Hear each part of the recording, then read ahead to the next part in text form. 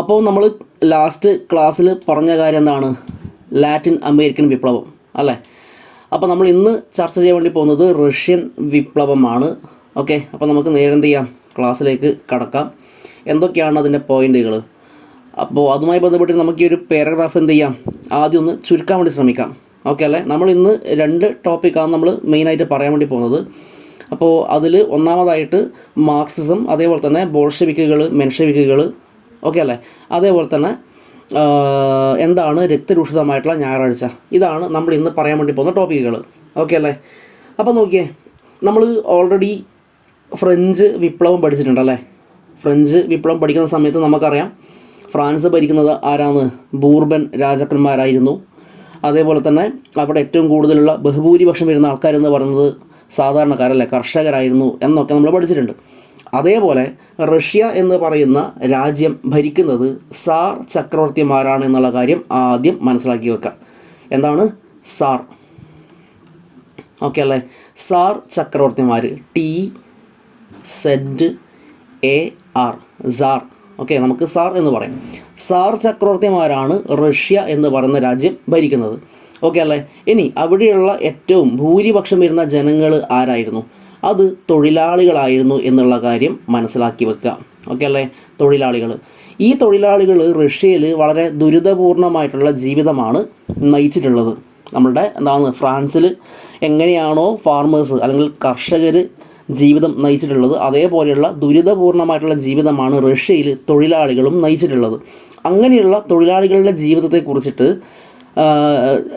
നമ്മളെപ്പോലുള്ള ആൾക്കാർ അറിയുന്നത് എങ്ങനെയാണ്? അത് അവിടെയുള്ള സാഹിത്യ കൃതികളിലൂടെ തന്നെയാണ് അല്ലേ?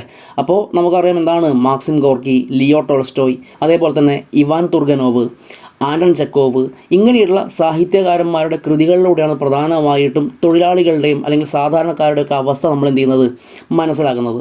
അപ്പോൾ അങ്ങനെയുള്ള തൊഴിലാളികളെ ഒന്ന് അപ്ലിഫ്റ്റ് ചെയ്യുന്നതിന് വേണ്ടിയിട്ട്, അല്ലെങ്കിൽ അവരെ ഒന്ന് ഉയർത്തിക്കൊണ്ടുവരുന്നതിന് വേണ്ടിയിട്ട് റഷ്യയിൽ വളർന്നു വന്ന ഒരാശയമുണ്ട് മക്കളെ. ആ ആശയത്തിൻ്റെ പേരാണെന്തെന്ന്?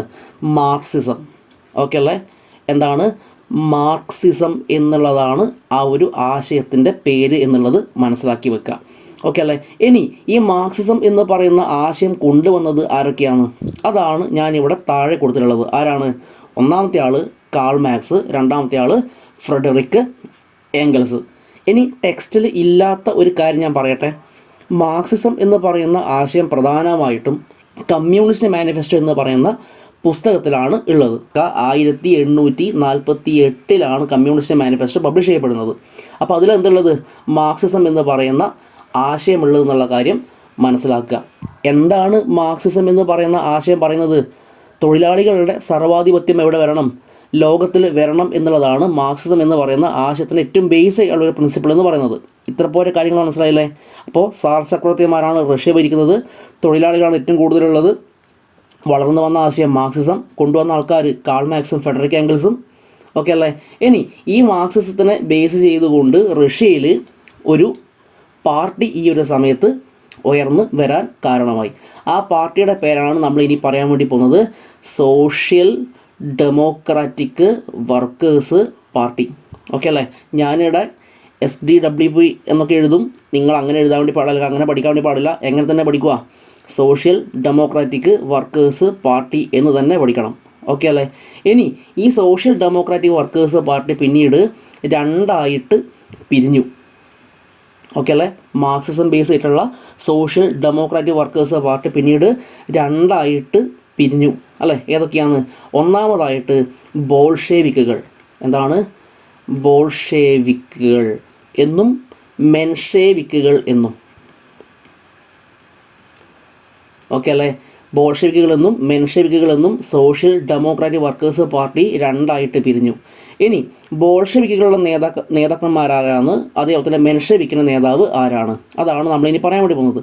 ബോൾഷെവിക്കിൻ്റെ നേതാക്കന്മാർ ആരൊക്കെയാണ്? ഒന്നാമത്തെ ആൾ ലെനിൻ. ഓക്കെ. രണ്ടാമത്തെ ആൾ ട്രോട്സ്കി. ഓക്കെ അല്ലേ? ബോൾഷെവിക്കിൻ്റെ നേതാക്കന്മാരൊക്കെയാണ്? ഒന്ന് ലെനിനും അതേപോലെ തന്നെ ട്രോട്സ്കിയുമാണ് എന്നുള്ളത് മനസ്സിലാക്കി വെക്കുക. ഓക്കെ അല്ലേ? ഇനി മെൻഷെവിക്കിന് ഒരു നേതാവുണ്ട്. ആ നേതാവിൻ്റെ പേരാണെന്തെന്ന്? Alexander Kerensky. ആരാണ്? Alexander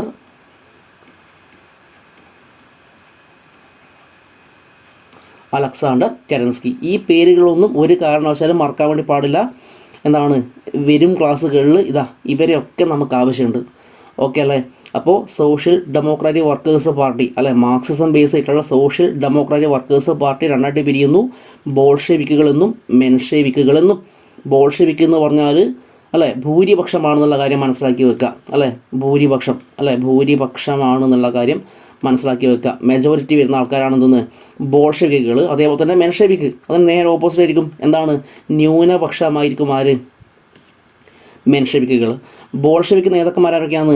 1 Lenin, 2 Trotsky. മെൻഷെവിക്ക് നേതാവാരാണ്? Alexander Kerensky. ഇത്ര പോരെ കാര്യങ്ങൾ കിട്ടിയില്ലേ? ഓക്കെയാണ്.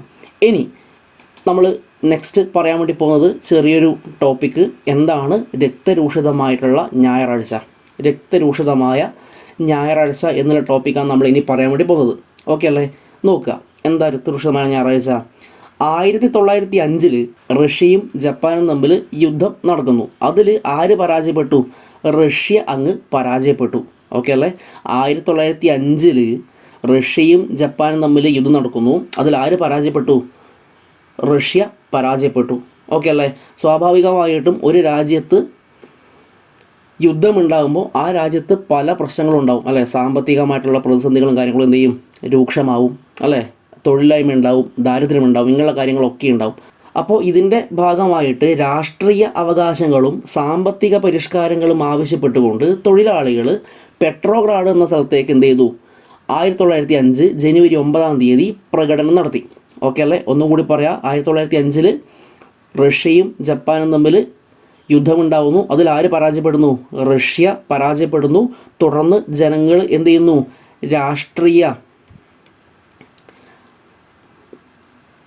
അവകാശങ്ങൾ വേണം എന്ന് ആവശ്യപ്പെട്ടുകൊണ്ട് സാമ്പത്തികമായിട്ടുള്ള പരിഷ്കാരങ്ങൾ, എന്താണ്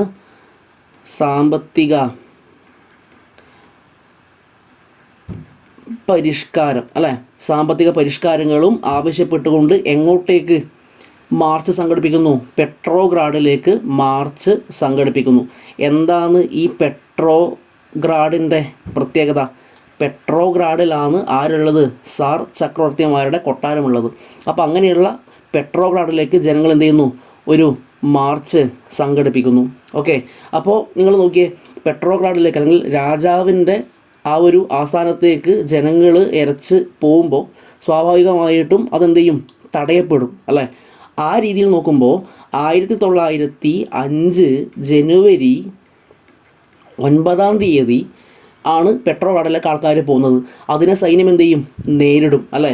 1905 ജനുവരി 9 പ്രകടനം അല്ലേ? പെട്രോഗ്രാഡിലെത്തുന്ന സമയത്ത് പട്ടാളം എന്ത് ചെയ്യുന്നു? അതിന് നേരെ വെടിവെക്കുന്നു, അല്ലെങ്കിൽ അതിനെ തടയുന്നു, അതിന് നേരെ വെടിവെക്കുന്നു. സ്വാഭാവികമായിട്ടും ജനങ്ങൾ എന്ത് ചെയ്യും? കൊല്ലപ്പെടും. അങ്ങനെ 100 കണക്കിന് ആൾക്കാർ കൊല്ലപ്പെട്ടിട്ടുള്ള ഈ സംഭവമാണ് മക്കളെ എന്ത് പേരിൽ അറിയപ്പെടുന്നത്? രക്തരൂഷിതമായ ഞായറാഴ്ച എന്ന പേരിൽ അറിയപ്പെടുന്നത്. ഓക്കെ അല്ലേ? രക്തരൂഷിതമായിട്ടുള്ള ഞായറാഴ്ച എന്ന പേരിൽ ഇത് അറിയപ്പെടുന്നു. ഓക്കെ അല്ലേ? അപ്പോൾ ഒന്നും കൂടി, 1905 റഷ്യ ജപ്പാൻ യുദ്ധം ഉണ്ടാവുന്നു. റഷ്യ പരാജയപ്പെടുന്നു.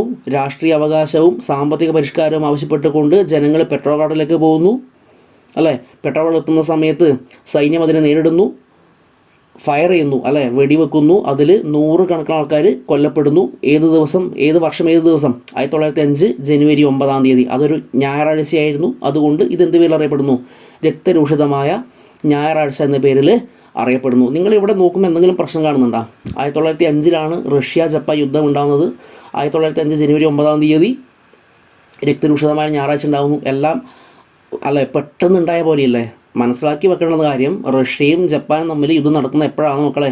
1904 മുതലേ എന്തുണ്ട്? ഓൾറെഡി യുദ്ധമുണ്ട്. 1904 ഫെബ്രുവരിയിലാണ് ഇത് തുടങ്ങുന്നത്, യുദ്ധം തുടങ്ങുന്നത്. അത് അവസാനിക്കുന്ന എപ്പോഴാണ്? 1905 അല്ലേ? സെപ്റ്റംബറിലാണ് അവസാനിക്കുന്നത്? യുദ്ധം അവസാനിക്കുന്നത്. ഓക്കെ അല്ലേ? അപ്പോൾ 1 വർഷത്തെ ഗ്യാപ്പ് എന്തായാലും ഉണ്ട്. ആ ഗ്യാപ്പിനിടയിലാണ് എന്ത് സംഭവിക്കുന്നത്? ജനുവരി 9 ഈ ഒരു സംഭവങ്ങളും കാര്യങ്ങളൊക്കെ ഉണ്ടാകുന്നത്. ഓക്കെ, നിങ്ങൾ അങ്ങനെ വിശദമായി പഠിക്കുന്നതുകൊണ്ട് ഇങ്ങനെയുള്ള കാര്യങ്ങൾ എന്ത് ചെയ്യുക? നിങ്ങളുടെ മനസ്സിൽ ഉണ്ടാവണം എന്നുള്ളതാണ് പറയാനുള്ളത്. ഓക്കെ അല്ലേ? അപ്പോൾ ഇത്ര പോരെ കാര്യങ്ങളാണ് നമ്മൾ എന്ത് ചെയ്തിട്ടുള്ളത്? ഇന്ന് പറഞ്ഞിട്ടുള്ളത്. ബാക്കി കാര്യങ്ങൾ നമുക്ക് എന്ത് ചെയ്യാം? അടുത്ത ക്ലാസ്സിൽ നമുക്ക് പറയാം. അപ്പോൾ പറയാനുള്ളത് എന്താണ്, ക്ലാസ് ഉപകാരപ്പെട്ടു എന്ന് തോന്നുകയാണെങ്കിൽ നിങ്ങളുടെ സുഹൃത്തുക്കൾ കൂടി എന്ത് ചെയ്യുക, ഇതൊന്ന് ഷെയർ ചെയ്ത് കൊടുക്കുക. ഓക്കെ, അതേപോലെ തന്നെ ചാനലൊന്ന് സബ്സ്ക്രൈബ് ചെയ്യുന്ന കാര്യം എന്ത് ചെയ്യുക, ഒന്ന് പരിഗണിക്കാം. ഓക്കെ അല്ലേ? അപ്പോൾ താങ്ക് യു.